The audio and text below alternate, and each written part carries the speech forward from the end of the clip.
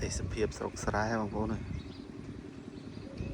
ស្គៀវសង្ងាត់មកអានេះមិនស្រូវព្រុសហើយណាអានេះស្រូវដុះអាពេលប្រមូលផលវាធ្លាក់ចូលទៅដីពេលត្រូវទឹកភ្លៀងមកលាស់ឡើងខៀវមកខៀវសង្ងាត់មក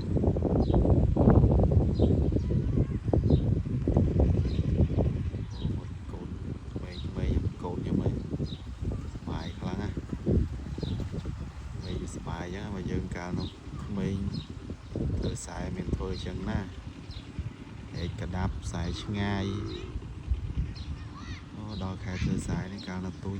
បាក់ចិត្តមុនហត់ដកហេកដាប់ដកស្ទូងឯនេះហត់ណា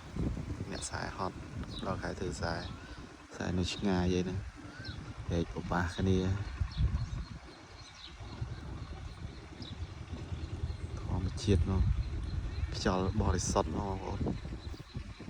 ខ្យល់ចេញខ្យល់លក្ខណៈថាអត់មានក្លិនពុលក្លិនអីហ្នឹងអ្នកនៅក្រុងបានដកដង្ហើមខ្យល់ចេះវាដាក់ថាស្រស់ស្រាយ